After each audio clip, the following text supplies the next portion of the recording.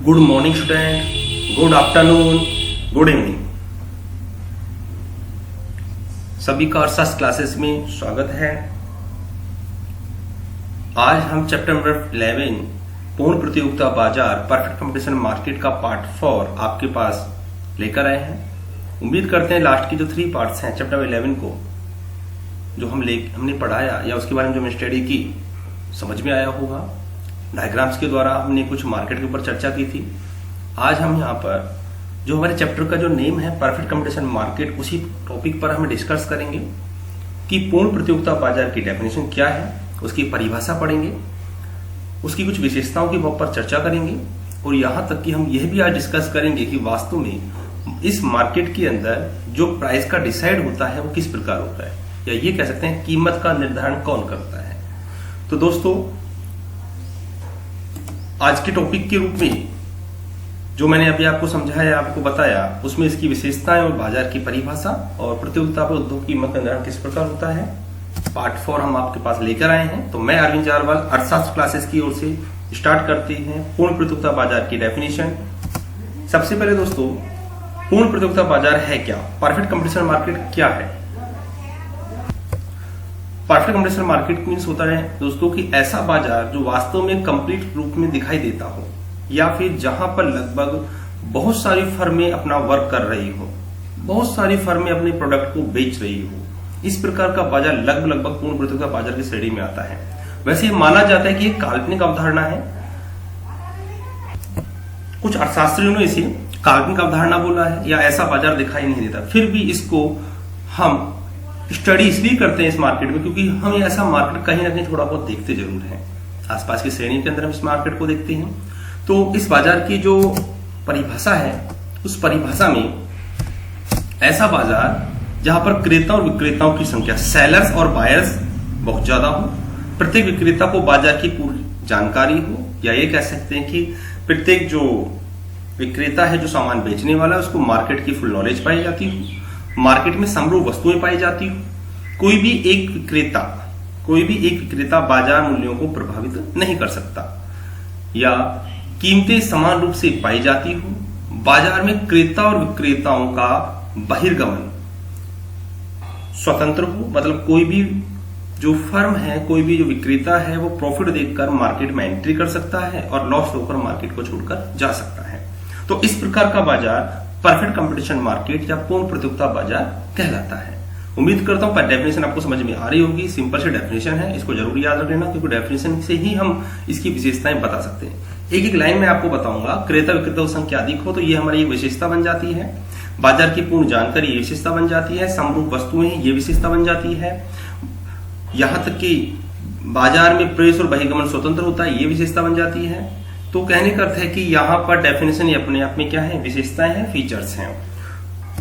इसकी जो विशेषताएं हैं दोस्तों, उन विशेषताओं सबसे पहले जो पॉइंट आता है वो आता है क्रेता और विक्रेताओं की संख्या अधिक। जैसे मैंने अभी आपको बताया था कि इस बाजार में क्रेता और विक्रेता जो होते हैं उनकी संख्या अधिक पाई जाती है, जिससे कि एक अकेला कोई भी क्रेता या विक्रेता वस्तु की मांग और पूर्ति को प्रभावित नहीं कर सकता हो या उस पर कोई किसी प्रकार का इफेक्ट नहीं डाल सकता हो, क्योंकि एक क्रेता विक्रेता का योगदान नगण्य होता है बाजार के अंदर। अतः इसके व्यक्तिगत निर्णय से बाजार प्रभावित बिल्कुल नहीं हो सकता। एग्जाम्पल मैं आपको दे सकता हूं, कोई भी एक शॉप वाला कीपर है या एक दुकानदार है, यदि वो अपनी दुकान के अंदर किसी प्रोडक्ट को हाई रेट पे बेचे और उस रेट पे बेचने पर दुकान के अंदर बेचते समय ग्राहक को ये बोलता है कि मैं आपको ये सुविधाएं दे रहा हूं, तो मैं ये कह सकता हूं कि वो कहीं ना कहीं बाजार मूल्यों को प्रभावित कर रहा है। इसके बाद उसके पास में या उसके बिल्कुल नेबर जो पड़ोसी है उसका, वो उसी रेट पे अगर उस मार्केट के अंदर उस प्रोडक्ट को बेच रहा है जो रेट उस पर डिसाइड किया गया है, तो कहीं ना कहीं उसका प्रोडक्ट मार्केट में नहीं बिकेगा, क्योंकि एक से ज्यादा फर्में हैं और वो आसानी से मार्केट में प्रोडक्ट को सेल कर रही है। इसलिए कोई भी एक क्रेता विक्रेता मार्केट के अंदर किसी भी वस्तु के मूल्य को प्रभावित नहीं कर सकता हो। सेकंड है दोस्तों, समरूप वस्तुओं का उत्पादन। लगभग एक समान वस्तुएं यहां पर देखने को मिलती हैं।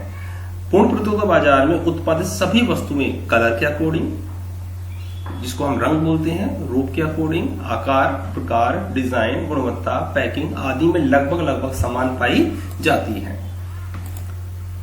प्रवेश व बहिर्गमन, मैंने अभी आपको बताया था कि मार्केट के अंदर अगर किसी भी फर्म को प्रॉफिट मिल रहा है तो एंट्री कर सकते हैं, और अगर लॉस हो रहा है तो मार्केट को छोड़कर जा सकते हैं। तो पूर्ण प्रतियोगिता बाजार में फर्मों का प्रवेश और बहिर्गमन बिल्कुल स्वतंत्र होता है। लाभ की स्थिति होने पर फर्में बाजार में प्रवेश कर सकती हैं और लॉस की स्थिति होने पर मार्केट को छोड़कर जा सकती हैं।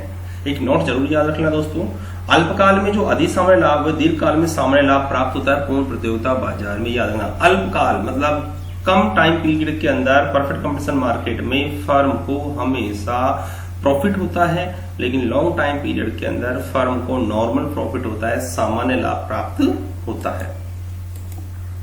साधनों की पूर्ण गतिशीलता, पूर्ण प्रतियोगिता बाजार में साधनों में पूर्ण गतिशीलता लगभग पाई जाती है। अर्थात हम ये भी कह सकते हैं कि साधन एक स्थान से दूसरे स्थान पर पूर्ण गतिशील होती है।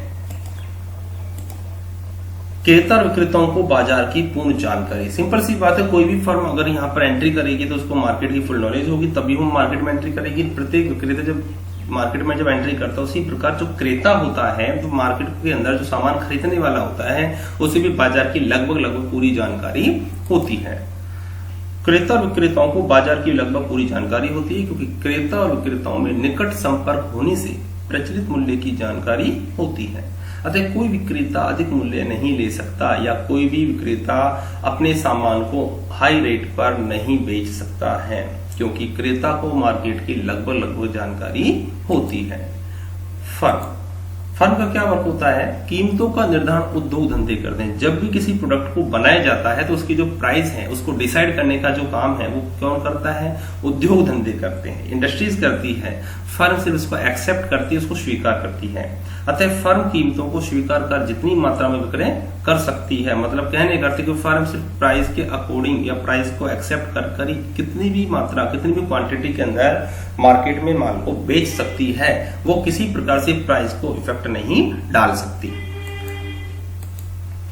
गलाकाट प्रतियोगिता, ये अपने आप में टॉपिक है, मतलब ये प्रतियोगिता गलाकाट प्रतियोगिता के नाम से जानी जाती है। कौन सी प्रतियोगिता? परफेक्ट कंपटीशन मार्केट, पूर्ण प्रतियोगिता बाजार को हम गलाकाट प्रतियोगिता के नाम से भी जानते हैं।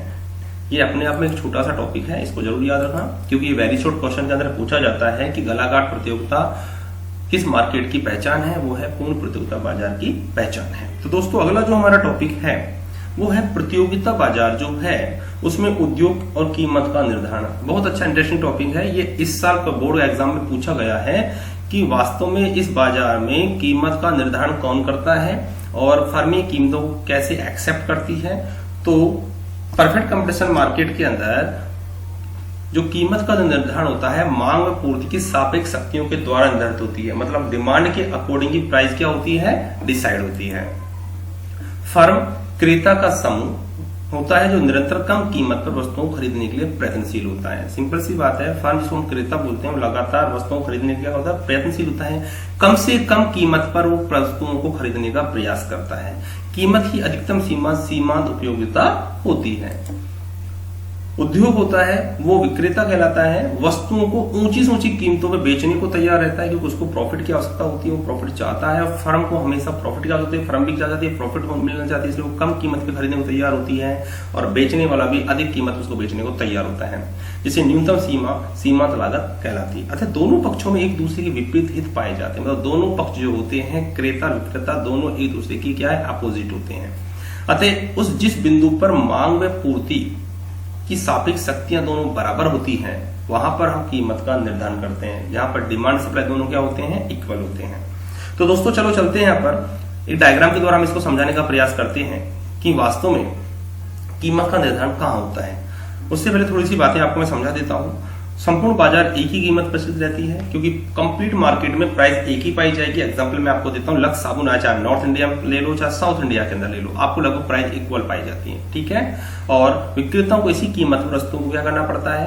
क्रय विक्रय करना पड़ता है। एक टेबल के द्वारा मैं आपको समझाऊंगा प्राइस के अकॉर्डिंग जो मार्केट है क्वांटिटी और बाजार की जो पूर्ति है उसके अंदर किस प्रकार आपको चेंज देखने मिलता है। दोस्तों क्वांटिटी को मैं डिमांड बोल सकता हूँ, ध्यान से सुन लेना इस बात को। यहां पर प्राइस 1 2 3 4 5 है, वस्तु की जो कीमत है,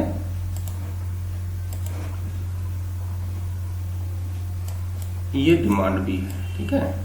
यस, जैसे जैसे प्राइस इंक्रीज हो रही है क्या हो रही है, इंक्रीज हो रही है।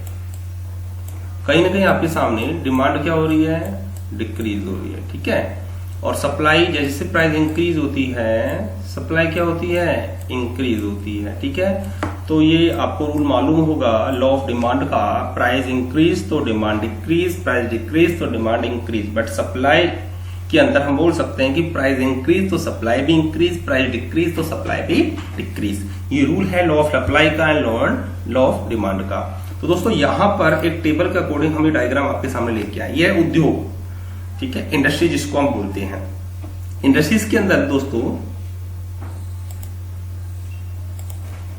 ये जो डीडी डिमांड कर्व आपको दिखाई दे रहा है, डीडी डिमांड कर्व, इसके अंदर ये डाउनवर्ड है, मतलब नीचे की ओर गिरता हुआ है। ये क्यों, किस प्रकार है, जैसे जैसे प्राइस की जो है वो इंक्रीज होती जाती है, कहीं ना कहीं आपके सामने सिंपल सी बात है, मांग व पूर्ति क्या होती जाती है, डिमांड क्या होती है, बिल्कुल डाउन होती चली जाती है। लेकिन जो दोस्तों आपके सामने ऐसे जो सप्लाई कर्व है, जब प्राइस जैसे इंक्रीज होती है तो सप्लाई भी क्या होती है, इंक्रीज होती है।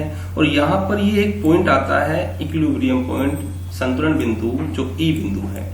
ये ई बिंदु कहीं ना कहीं क्या करता है, प्राइस डिसाइड करता है। यहां पर वस्तु की कीमत का निर्धारण होता है। ठीक है, ये हमारा यहाँ पर क्या होता है, प्राइस डिसाइड हो रहा है। तो हमेशा याद रख लेना, उद्योग धंधे जो हैं वो हमेशा वस्तु कीमत क्या करते हैं, निर्धारण करते हैं। फर्में सिर्फ कीमतें एक्सेप्ट करती हैं। ये आपके सामने फर्म आ गया। और याद रखना, परफेक्ट कंपटीशन मार्केट में जो डायग्राम होता है फर्म का, वो AR बराबर MR होता है, मतलब O X अक्ष के पैरेलल होता है, मतलब उसके समान होता है। ठीक है, इसके लिए आपको याद होगा कि मैं आपको पहले ही बता चुका हूं कि यहाँ पर AR MR इक्वल होता है और TR जो है उसमें चेंजेबल होता है। यदि एवरेज रिवेन्यू 55 है तो मार्जिनल रिवेन्यू भी क्या होगी, 55 होगी। ये क्वेश्चन इस साल पूछा गया है बोर्ड एग्जाम के अंदर। यहाँ पर बच्चे थोड़े कंफ्यूज हुए थे, उन्होंने उद्योग के डायग्राम को नहीं बनाकर फर्म के डायग्राम को सिर्फ वो बना के आए थे। कहीं उनके मार्क्स यहाँ पर भी कटेंगे, क्योंकि आपको याद रखना है कि इस डायग्राम के अंदर जब जब प्राइस डिसाइड की बात आती है तब तब आपको दोनों डायग्राम क्या होते हैं, बनाने पड़ते हैं। इसके बाद दोस्तों इसकी जो व्याख्या है उस पर डिस्कस करते हैं। ये तो बातें हम पढ़ते आए हैं कि OX अक्ष पर क्या है, OY अक्ष पर क्या है। संतुलन बिंदु जो E है वहां पर मांग और पूर्ति की साम्य शक्तियों के कारण कीमत का क्या हो रहा है, निर्धारण होता है, मतलब प्राइस क्या हो रही है, डिसाइड हो रही है।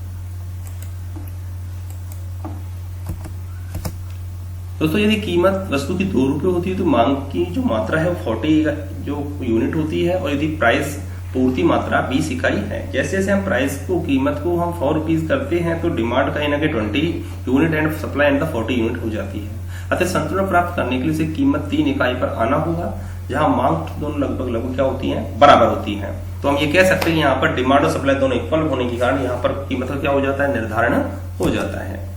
दूसरी ओर हम बात करें तो पूर्ण प्रतिभा बाजार में फर्म OP प्राइस और OQ क्वांटिटी को बेच सकती है। यदि मात्रा बढ़ाकर OQ 1 कर दी जाती है तो उसे कीमत वही स्वीकार करनी होगी जो पहले थी।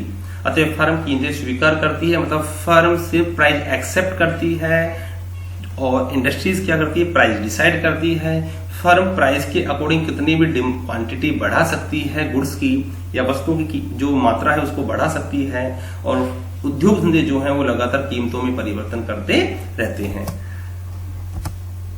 दोस्तों यहाँ पर लास्ट जो हमारा चैप्टर है, चैप्टर के एंड में बिल्कुल लास्ट के अंदर मैं एक टेबल द्वारा आपको समझाने का प्रयास करूंगा, क्योंकि हमने यहाँ पर मार्केट पढ़ा है और मार्केट में हमने परफेक्ट कंप्रेशन मार्केट पढ़ा, मोनोपोली मार्केट पढ़ा, मोनोपोलिस्टिक मार्केट पढ़ा, ठीक है, और यहाँ पर हमने डुओपोली मार्केट पढ़ा, ओलिगोपोली मार्केट हमने पढ़ा है। तो यहाँ पर किस प्रकार की स्थिति पाई जाती है, व्यक्तिगत फर्म के लिए जो मांग की जो लोच है वो किस प्रकार होती है, इलास्टिक प्राइस किस प्रकार की होती है। तो परफेक्ट कंपटीशन मार्केट में फर्मों की संख्या बहुत ज्यादा होने के कारण वस्तुओं का जो स्वभाव लगभग समरूप पाया जाता है, इसलिए यहाँ पर मांग की जो लोच होती है लगभग वो अनंत के बराबर होती है, मतलब इन्फिनिटी होती है। मोनोपोली मार्केट के अंदर फर्म एक होती है, कोई निकट प्रतिस्थापन वस्तु ना के बराबर पाई जाती है, इसलिए यहाँ पर जो मांग की लोच होती है वो इकाई से कम पाई जाती है। ये वेरी शॉर्ट क्वेश्चन है दोस्तों, पूछे जाते हैं एग्जाम के अंदर कि परफेक्ट कंपटीशन मार्केट में मांग की लोच किस प्रकार की होती है। एकाधिकारात्मक बाजार की बात करता हूं, मोनोपोलिस्टिक मार्केट की बात करता हूं, तो यहाँ पर फर्मों की संख्या लगभग अधिक पाई जाती है, बहुत अधिक ना होकर अधिक पाई जाती है। विविधीकृत वस्तु यहाँ पर देखने को मिलती है, मतलब अलग अलग प्रकार की वस्तुएं पाई जाती है, इसलिए प्राइस भी अलग अलग पाए जाते हैं। इसलिए यहाँ पर जो मांग की लोच होती है वो लगभग इकाई के से ज्यादा होती है, या कहते हैं कि 1 से ज्यादा देखने को मिलती है। अल्पाधिकार बाजार, ये क्वेश्चन वेरी मोस्ट है दोस्तों, इस पे जरूर याद रखना क्योंकि ये क्वेश्चन बोर्ड एग्जाम में पूछा गया है, हाफली एग्जाम में पूछा गया है, बोर्ड एग्जाम में पूछा गया है, ये क्वेश्चन बार बार आता भी है। क्योंकि यहां पर ये जो मैं आपके सामने बताने जा रहा हूं और ये जो वर्ड है इसको थोड़ा याद रखना।